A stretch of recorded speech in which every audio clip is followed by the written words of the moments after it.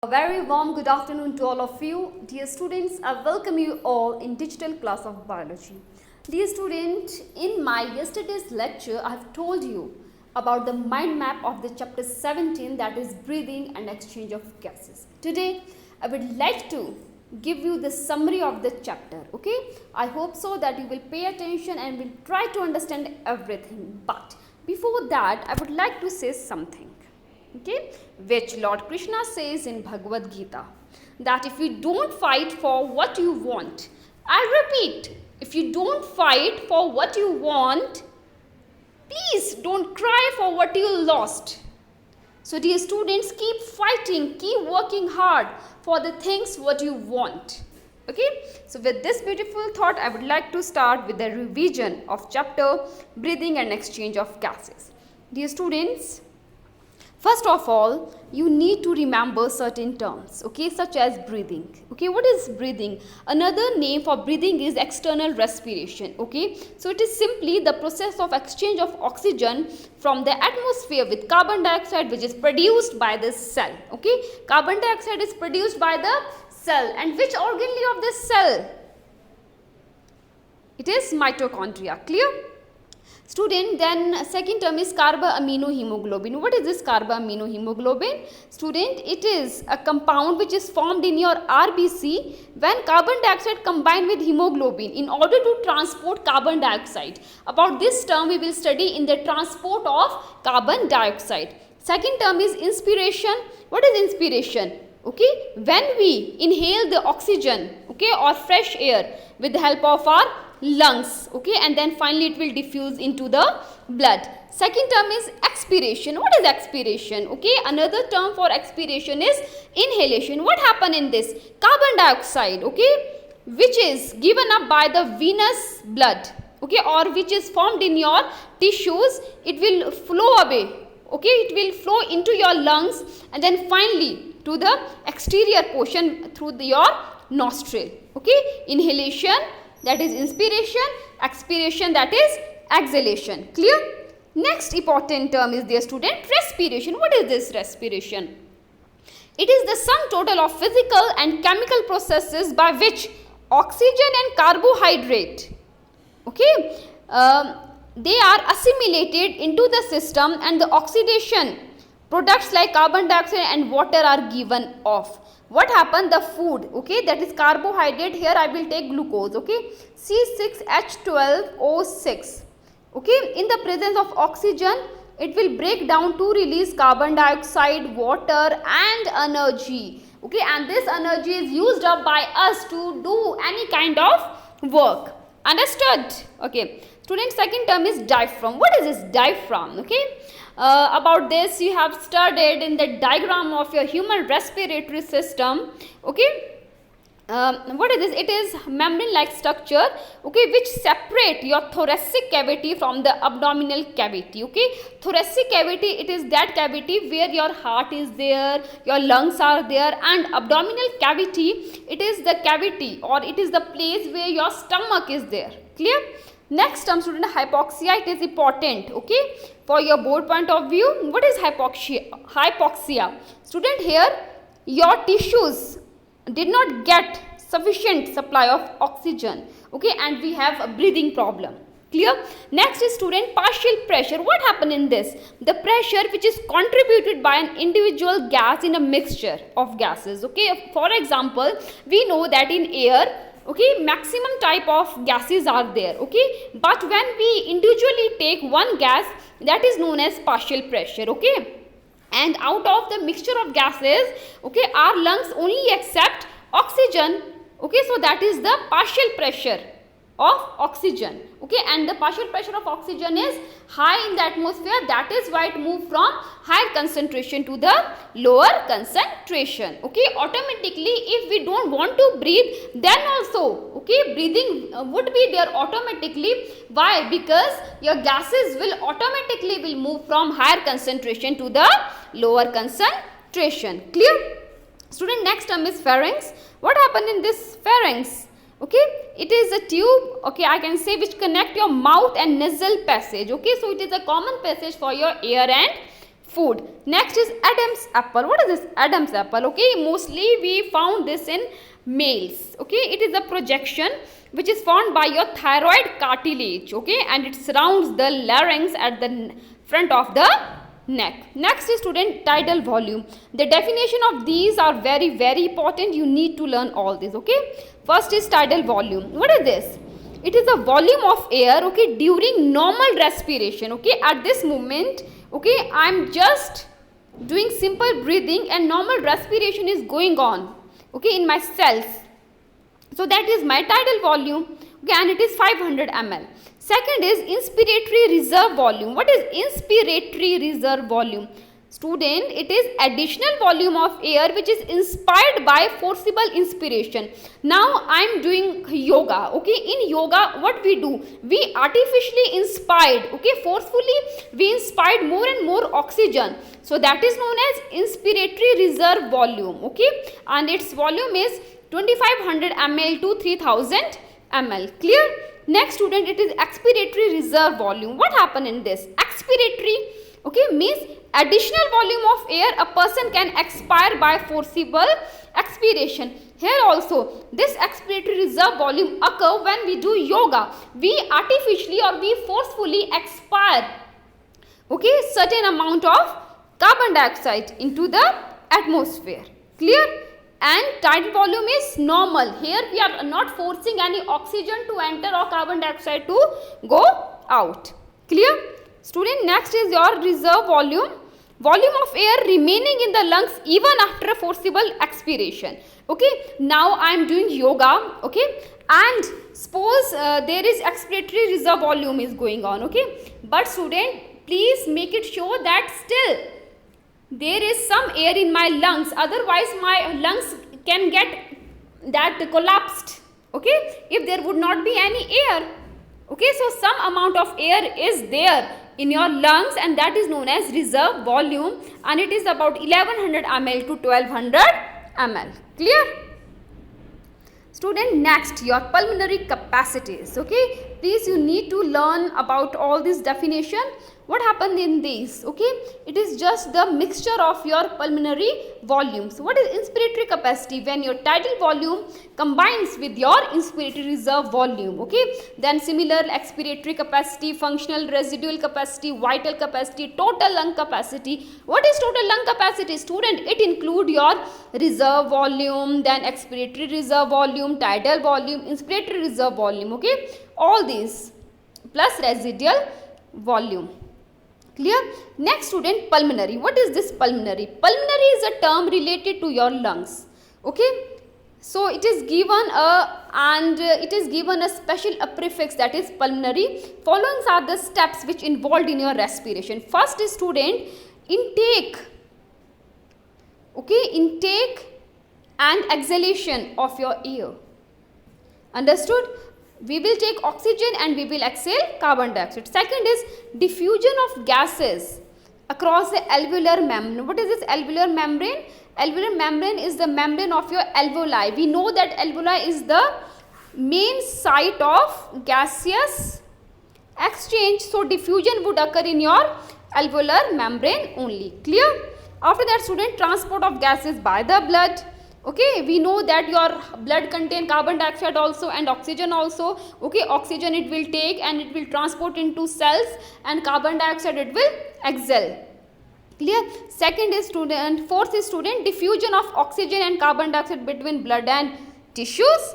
And finally, utilization of oxygen, okay, by the cell for catabolic reaction and resultant release of carbon dioxide. Means here your aerobic respiration is going on. Why? Because it is taking oxygen and in turn it will release energy. Student, it is a diagram given in which it will be easily clear to you. Clear? Like what is vital capacity? See here, it is a mixture of your inspiratory reserve volume, clear, then tidal volume, clear, and then your inspiratory reserve volume. That is why, okay, it is given like this. So it is easily clear from this. Next student, mechanism of breathing. Okay, very important topic.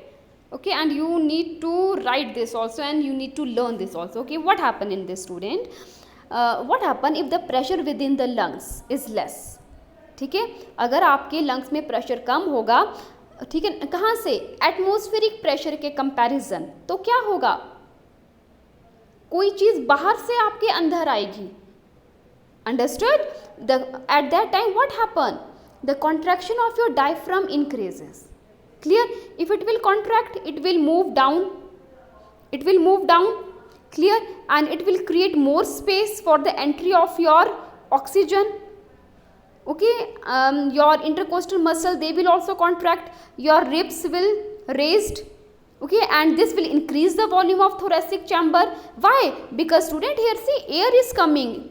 Okay, yeah, take example of your balloon. Okay, if you are blowing air into it, what happen after some time, the size of the balloon, it will raised. Why? Because air is entering into it. Similarly, when air from the outside it is entering into your lungs, the size of the lungs will grow. Okay, and how it will grow?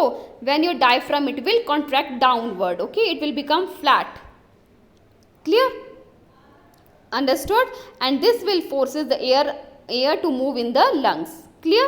Next, student, expiration. What happen in this?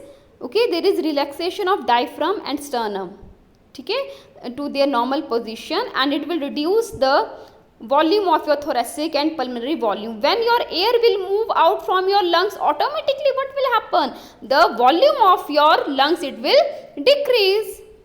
Okay, जब कोई चीज़ अंदर आएगी तो volume increase हो जाएगा. ठीक है, और जब कोई चीज़ बाहर जाएगी तो वॉल्यूम लंग्स का कम हो जाएगा. ठीक है, and they have effect due to diaphragm, okay, and your intercostal muscles. Clear? I hope so that you have got. Please student, learn this question. It is important for your board point of view. After that, differences, okay, through this you will understand the mechanism of your inspiration and expiration. Okay, together they will form a breathing. What happen? First of all, in inspiration, सांस का लेना, your diaphragm will contract, okay, and along with it external intercostal muscle will also contract. It will leads to the increase in the volume of the thoracic chamber. What will happen after that? Lungs will expand and pressure inside the lungs will fall, and automatically air will rush into your lungs. Whereas in case of expiration, there is the relaxation of your diaphragm and sternum, means they will come in their original position. Here the volume of thoracic chamber, it will decrease. If it will decrease, lungs will contract. If lungs will contract, pressure inside the lungs will increase and air will rush out. Clear? It is the tract through which your air will move. Clear? So student, first of all, what happen? A pair of external nostrils are there, then your nasal chamber is there, then nasopharynx, then glottis, larynx, trachea, left and right primary bronchi, bronchial, okay, then your alveoli is there. Student, till here these are just the passage up to bronchiole, your air will just move, okay, but the exchange of gases will occur only in your alveoli. Remember this structure, okay. So student, and also remember that each lung is covered with double layered membrane known as pleura, okay, with pleural fluid. Okay, suppose it is your lungs, okay, and this is your pleural membrane, okay, and here your pleural fluid is there, okay, which will help the lungs to prevent any shock. Clear? After that, respiratory organs in animal, I have told you about this, very important. Clear for your MCQ. In case of your protozoan annelida, respiration occur through body surface. In case of your fishes, tadpole, okay, stage of frog and many other aquatic animals with the help of gills, then insect and few other arthropotracheal tubes, and in all land vertebrates such as amphibians, reptile, apes and mammal with the help of lungs. Please learn this. Clear? Now what are the conditions required for cutaneous respiration? For cutaneous respiration, which we found in earthworm, okay, it must be that the skin must be moist and thin, so that easy exchange of gases must occur there. Clear? Student, next is exchange of gases. I have told you that wherever pressure is more, the gas will move from there to the place where it is low. Student, it is clearly mentioned here that partial pressure, okay, student, this represent partial pressure, small p, then O2 represent partial pressure of oxygen, and this represent partial pressure of carbon dioxide. Clear? So students, it is given here that the partial pressure of oxygen in your alveolar air or in your alveolar sac is 104. Okay, and student, automatically it will move from there to your cells, whereas the partial pressure in your venous blood, it is 40 mm of mercury. Okay, so what would happen? It will move from there to your from where? It will move into your tissues. Clear? Next, partial pressure of carbon dioxide, we know that it is more in your venous blood. Venous blood means what? Deoxygenated blood. And if I talk about partial pressure of carbon dioxide in your alveoli, it is 40. So what would happen? Carbon dioxide will move from your venous blood to your alveolar sac. Why? Because it is 45 and it is 40. Getting? Okay, similarly student, here also, okay, because in your alveolar sac, partial pressure of oxygen is 104 and in venous blood it is 40. So automatically, okay, your oxygen will move from your alveolar sac to your venous blood. Okay, whereas the partial pressure of carbon dioxide is more in venous blood, means deoxygenated blood, so it will move from venous blood to your alveolar sac. I hope so that you have got an idea. Student, here it is clearly mentioned in this diagram. See here, alveolar air, there is partial pressure of oxygen 104. Okay, so it will move from your alveoli to your first heart and then to your body tissues. Clear? Whereas your carbon dioxide, it will move from your tissues to your heart and then to your lungs. Okay, why? Because the partial pressure of carbon dioxide is 45. I hope so that it is clear to you. Next student, it is transport of oxygen and carbon dioxide. Very important question. Remember student that about 10% of carbon dioxide form carbonic acid with water of plasma. Okay, and here hemoglobin, it will combine with oxygen to form oxyhemoglobin. Whereas if I talk about transport of carbon dioxide in the blood, student, here carbon dioxide combined with water to form H2CO3. Okay, and then again with the help of carbonic anhydrase it will form HCO3. Means in form में जो आपका oxygen है, ठीक है, oxygen will transport in the form of oxyhemoglobin, whereas your carbon dioxide will move in the form of carbonic acid. Clear? Here it is mentioned that about 20% is transported by combining with hemoglobin, whereas 70% is transported as bicarbonate. Clear? Last students, regulation of respiration. What happened? How it is regulated? It is regulated with the help of your brain. There is a particular region known as pneumatic center. Okay, I hope so that you have got an idea. Now you need to solve these questions. Okay, and after some time I will give you answers also of this.